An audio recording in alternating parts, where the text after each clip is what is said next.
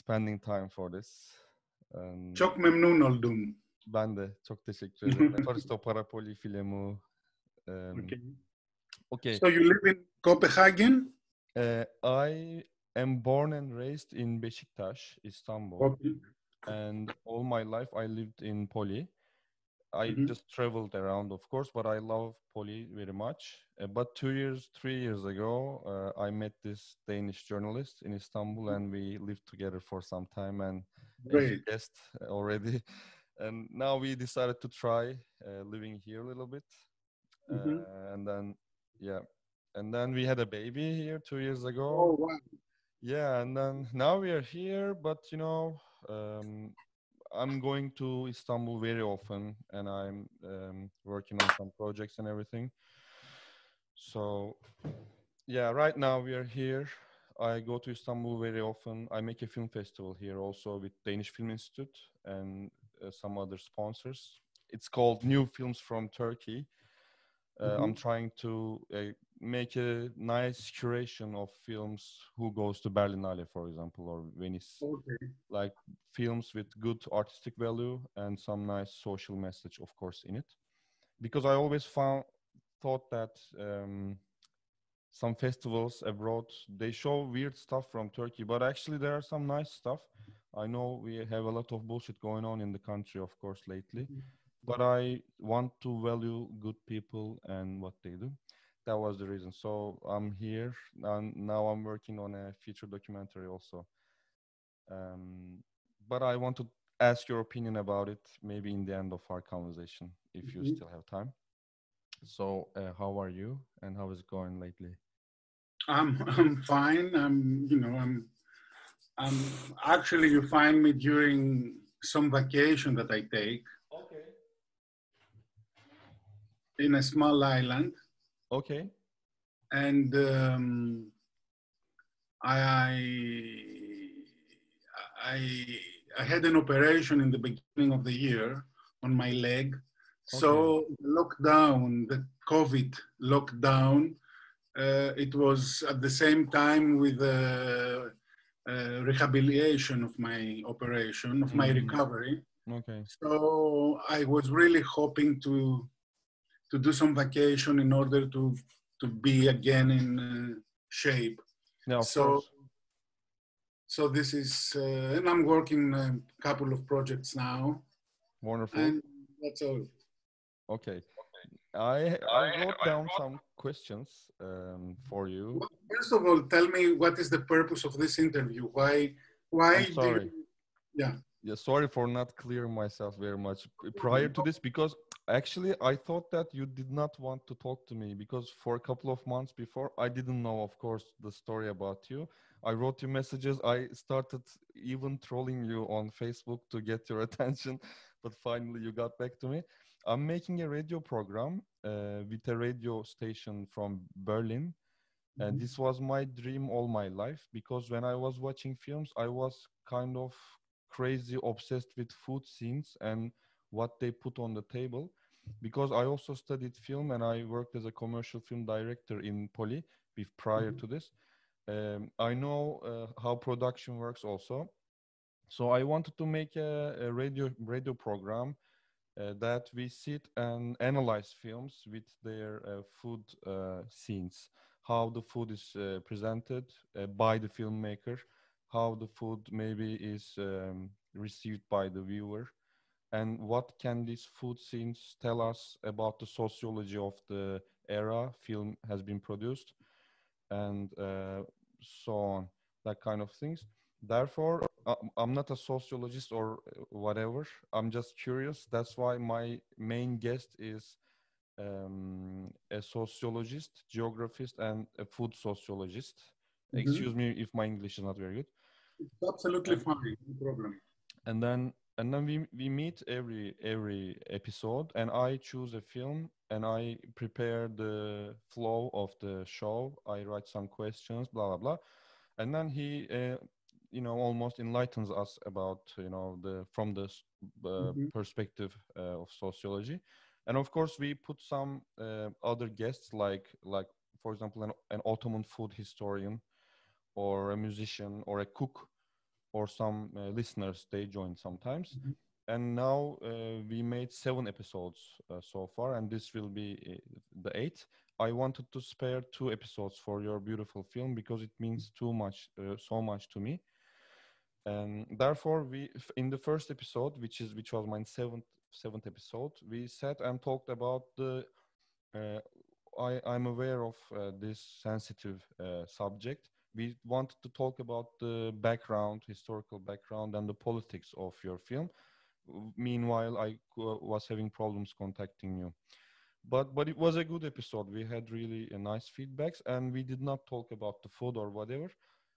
But luckily, I met you, so I wanted to talk to you. So this is my program about. I didn't want to talk too much. So now first of all, I want to meet you because this film is special for me, for some people in Istanbul, for some of my friends in Greece, for some people I know who is somehow involved with this fucking catastrophe that happened the last century, I can say, because 64 executions, they're just, little piece of, a big the Christianization of Mikrasya, I guess. So if you want, I can just ask you my questions about the film. Go ahead, yeah. And then, move on, just because I'm just taking a video at the same time, but I'm not going to publish any video, Tassos, if just for it to know, because this is a radio I show. would like it. Yeah, please respect that. No so, worries. Is it going to be a radio or radio? Exactly. I will edit your dialogue after this, and then I will probably get 20 minutes, 25 minutes, comments of yours, and then I will say, okay, now, blah, blah, blah. So, first of all, I don't know. I mean, you're from Istanbul, I guess. I'm not sure. So, I was born in Kadıköy. Kadıköy? From Moda. Moda. Oh, okay. So, oh my God, wonderful neighborhood. One of my favorites. Yeah, oh my God. And I had beautiful, childhood. Mm-hmm. Many Greek and Turkish friends. And I went there in 1963. I went to the first grade of the elementary school. And of course, in 1964, I had to follow my father, who was expelled because of the expulsions of 64. So I spent my first 7 years in Moda. My father was a leather merchant. Actually, he was selling suitcases and bags and leather products like gloves, belts. And he had his shop in Eminonu. And 1964 came. Both my grandparents, all my grandparents and my parents were born in Istanbul. They were, my father grew up in Samatya.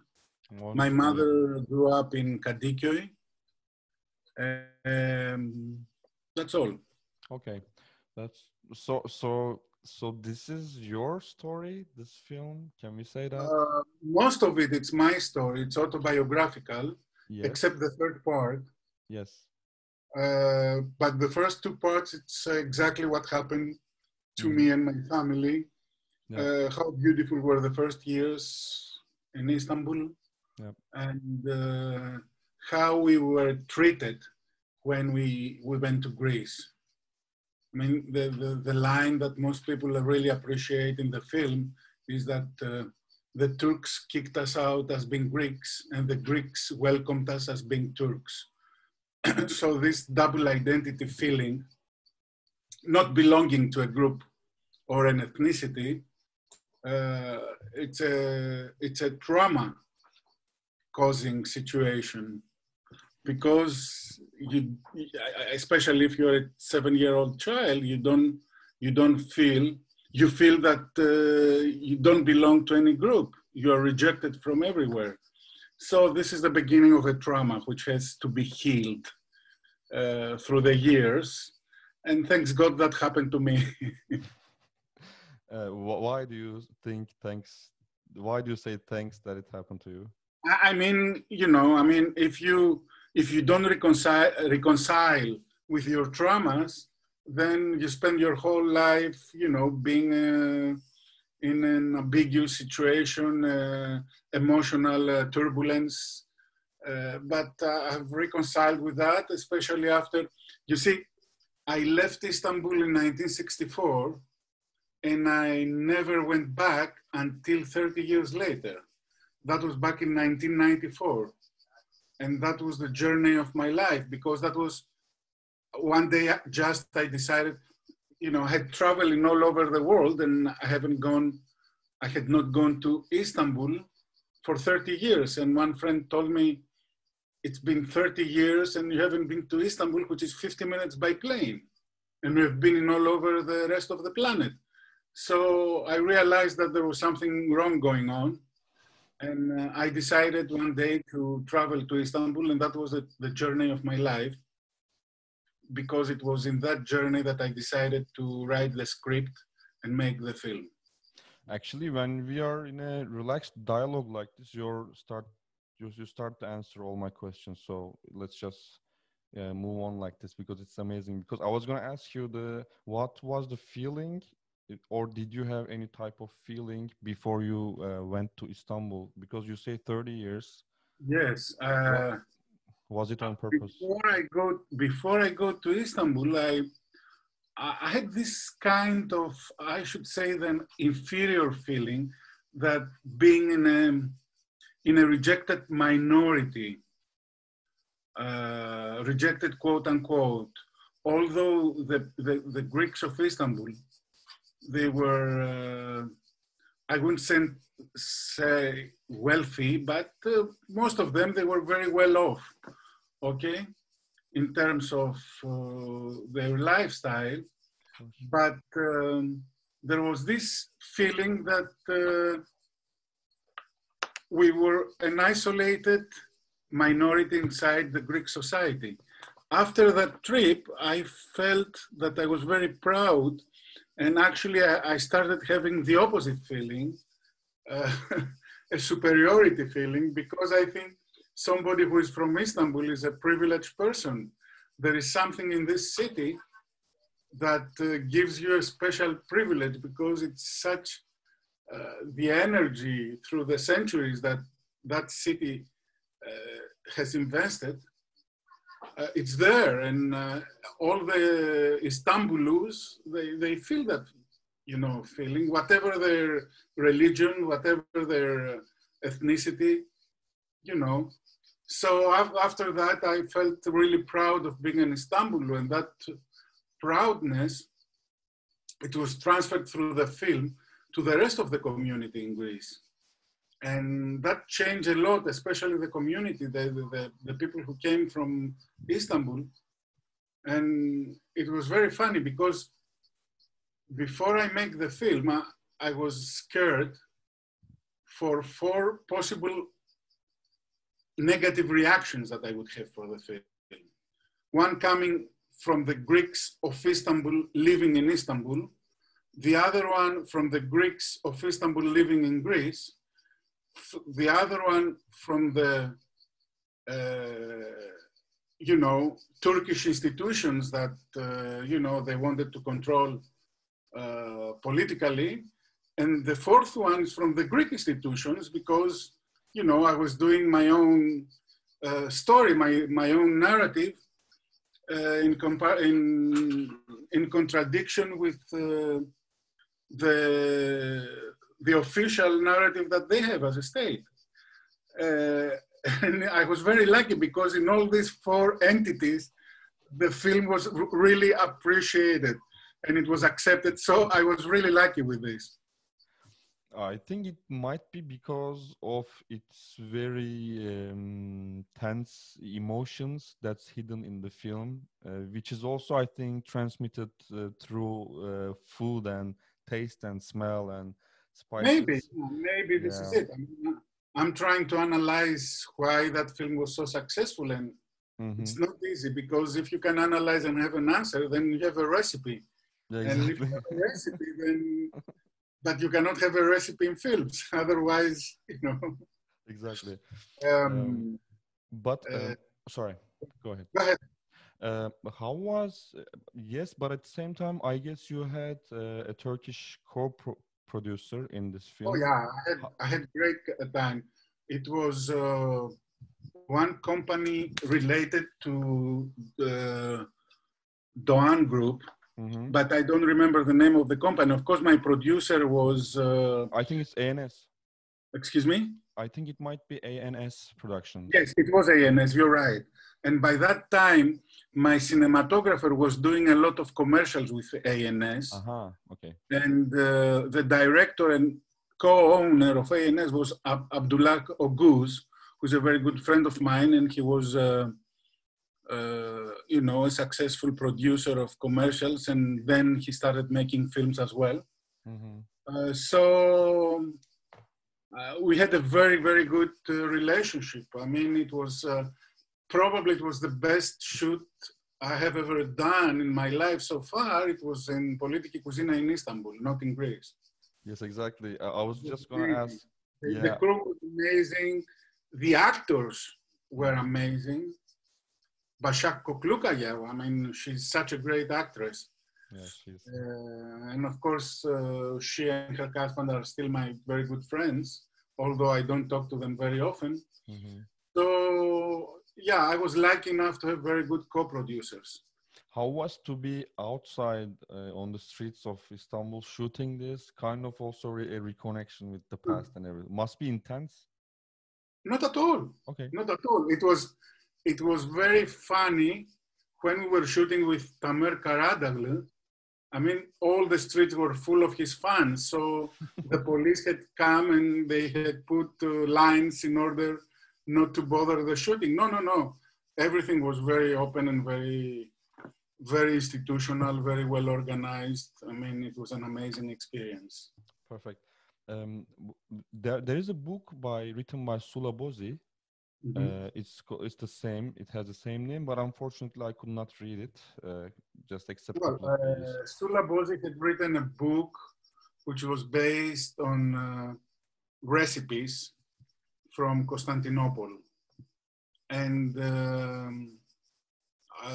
because she and her late husband had spent so many years in Istanbul, I required, I asked her to be my advisor in several things, especially in the food things.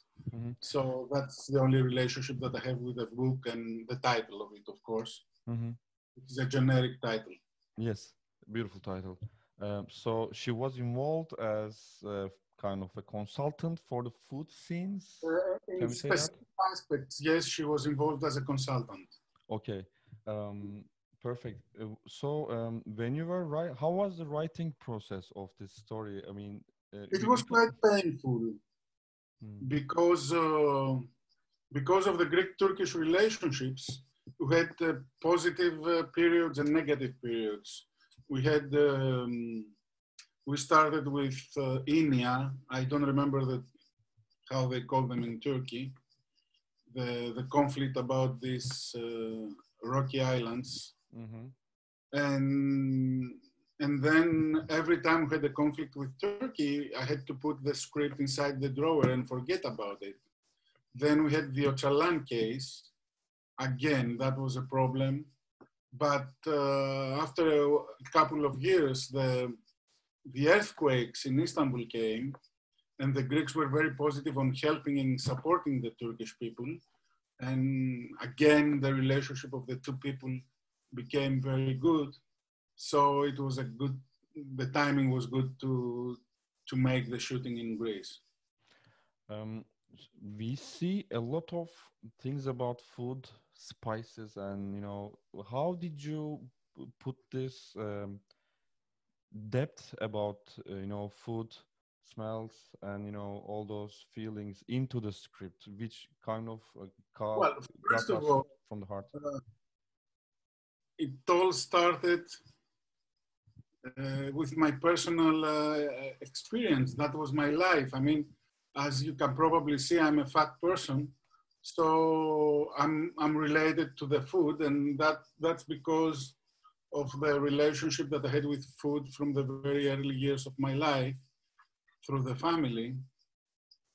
family Sunday meetings especially. Every Sunday we would gather and have big, huge dinners and meals.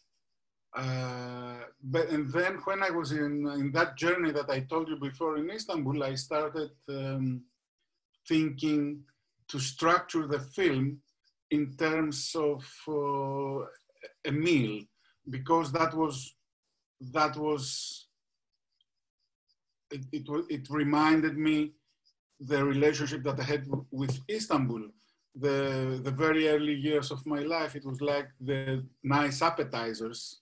And then the main years in Greece, it was like the main dish, because I grew up in Greece, of course.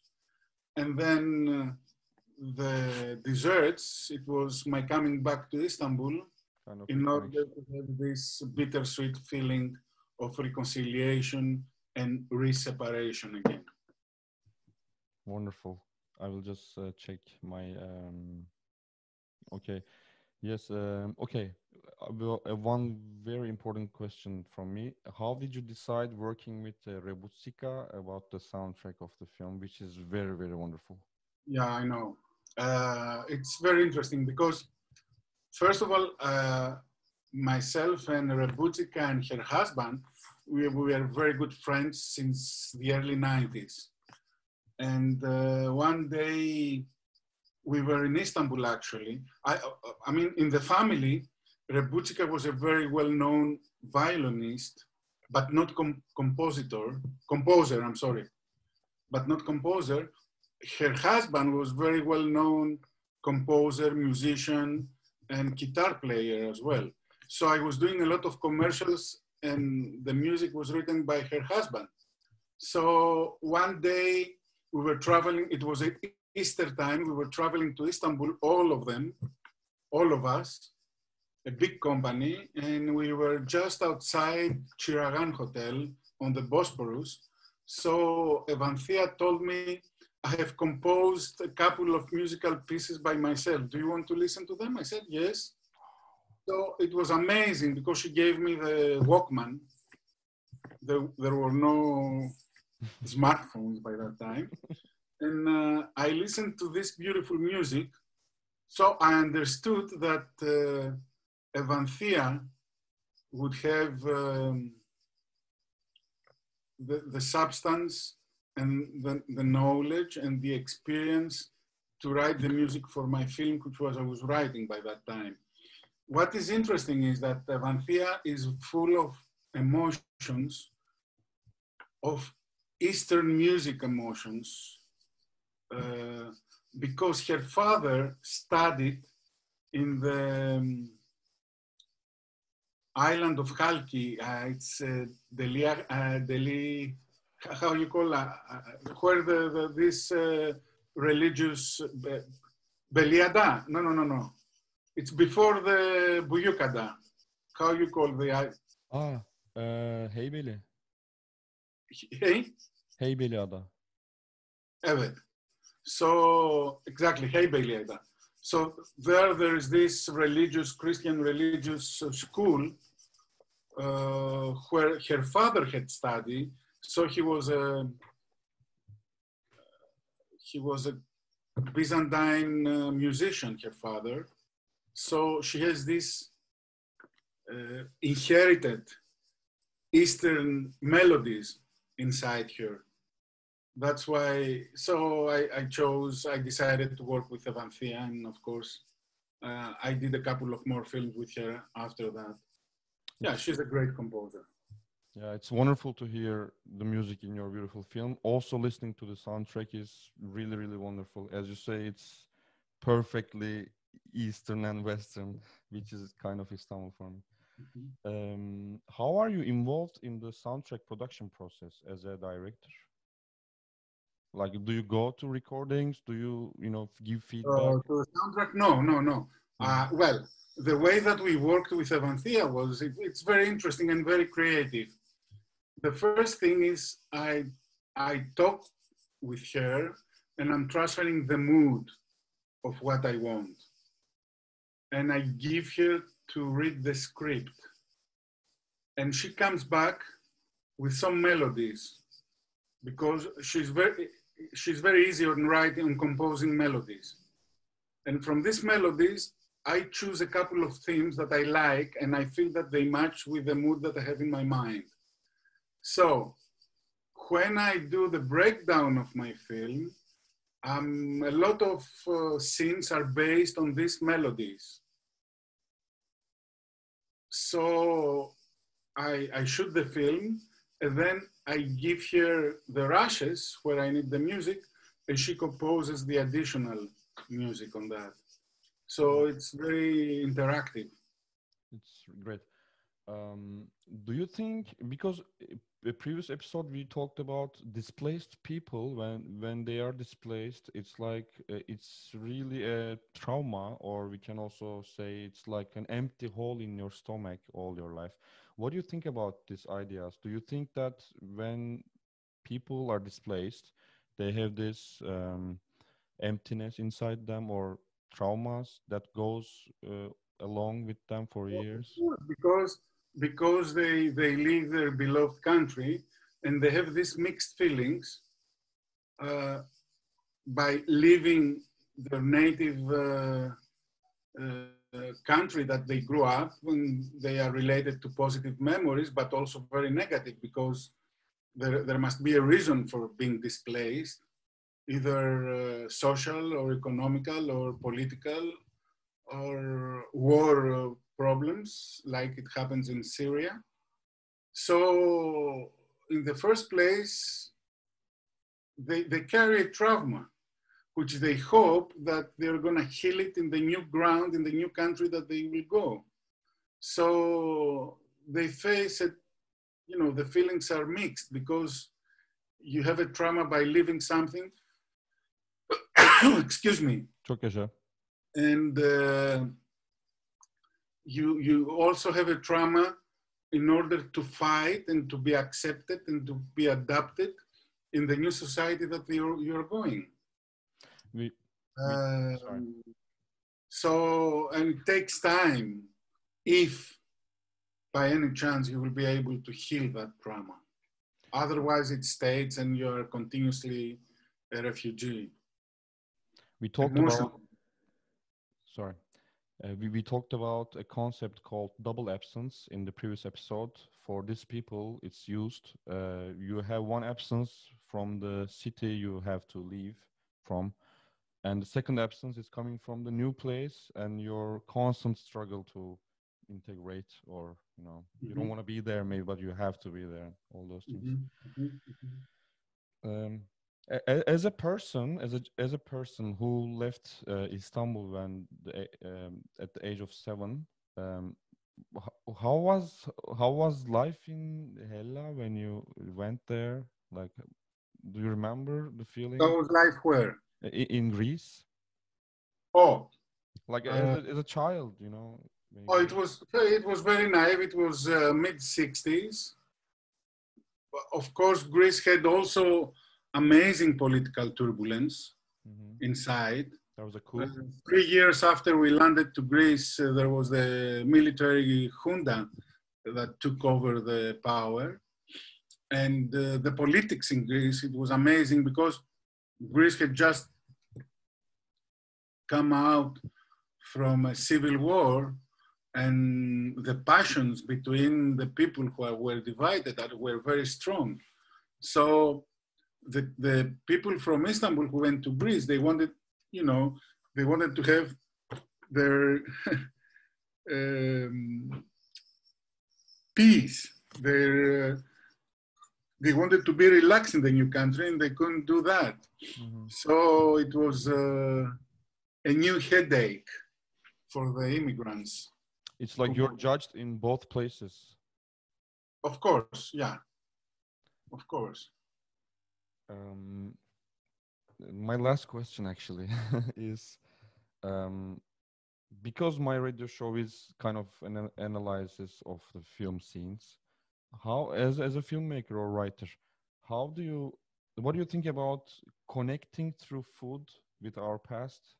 Because, for example, when I really cook beans, kuru fasulye, in a big, nice pot on a fire, it literally takes me to my grandma in the village in a small town in Trakya. So what do you think? How do you feel about this idea? Well, first of all, as you said, these beans, the fasulia that I do, which actually cooked them 2 days ago, and I have them in the refrigerator. And also, one of my favorite dishes is Arnaut cherry. Oh my God! Yes. Yeah. Which I'm very good on doing that. They are related to my past. These were tastes that brings me back to my childhood, and now I'm over 60 years old, and I still have that same memory and same feeling through the taste. And of course, it was the taste that it was charged with political connotations. You see, I lost the meals in Istanbul, but of course, when we went in Greece, we started gathering again every Sunday, the same company. But you see, the problem was, when we were in Istanbul, we were talking about Greece. And when we came to Greece, we were talking about Istanbul. So this is the double absence that you said, very, very nice definition, or the double feeling of not belonging to a specific place, but always you want to be to something that your mind has structured. It's like having a blues constantly inside. Exactly. Okay, one more, last one. Thanks for patience. So after I talked with you, I realized that you literally cared about food scenes before shooting, even while writing them. Because most of the films, we sometimes analyze this very famous Turkish comedy films, blockbusters from 70s with Kemal Sunal or Şener Şen.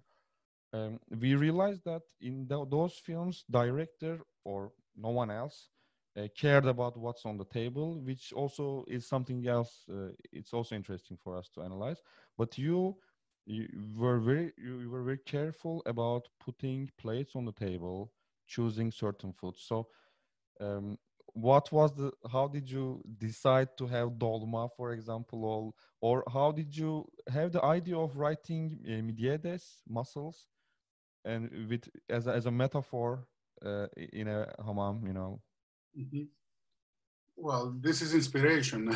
I cannot answer anything more than that. To tell you the truth, because as I told you before, I'm a person who's related a lot to the procedure of and the ritual of eating and consuming food. I had done a lot of commercials, tabletop commercials, a lot of food commercials. Mm-hmm. So I was quite experienced as a visualizer on how to shoot food. Of course, in the film, besides the technique, there was the emotion that I was feeling. I mean, the imambaldi that there is in Touch of Spice, it's such a desirable dish. But of course, we brought the best food stylist to prepare it. It was amazing. Wonderful. Yeah. Mr. Boulmeti, thank you very much for... I thank you very much. After you're ready and you transmit that, please send me a link. Unfortunately, it will be in Turkish, but... how about my voice? I'll just put it in as English, because our show is in Turkish. But maybe a friend can translate it to you, or maybe I can. Maybe if you meet one day. Don't bother. No. Just send me the link. I will. I did already on Facebook, but I will resend you. Yeah, you did the previous one. Exactly. Yeah. I listened only to the first 5 minutes. Okay. Yeah. By the way, this is totally personal from now on. Do you have 2 minutes? Yeah. Okay. 3 years ago, I was in my grandmother's village in a small Trakya village town, and he used to born and raised in this very old Greek house. You know, this population exchange stories. One day during a construction, interior construction, we found a big, very nice tombstone in the hidden, like buried in the living room. I took the stone and I started investigating the family who used to live there. And also this became a documentary film. Would you be interested in reading it if I send you something, you know, maybe as a teacher or, you know, as a... You mean reading what? The Reading it. The documentary is ready? Yeah, the treatment maybe, or, you know, or the screenplay. Do you have the film? I wrote the screenplay. I'm rewriting it right now, and we are planning to shoot it in October. Just a script. You haven't shot it yet. No. Well, let me tell you, because I'm in the middle of a project. Okay. Send me treatment. Send me treatment. But I don't promise you that I will read it immediately because I'm really busy. Okay. No there's worries. a deadline for me at the end of August to propose something. So send me the treatment and I will read it. It'll be very short. Yeah. Don't worry. Last question. What's the upcoming projects for you? Yes, I'm working on a project which is related to my teachings. Last year I taught in an American university at UCLA. So it has to do with the relationship of cinema and Greek ancient dramaturgy. Mm-hmm. Wonderful. So I'm going to make a film on that, a documentary. Thank you very much again. I wish you the greatest recovery period for your leg. And I wish you sunny days in the beautiful Greek island. And best of luck with the new project. Thank you for making such an important film. Biz teşekkür ederiz. Thank you for joining. Bye-bye. Have a good day, Tassos. Bye-bye.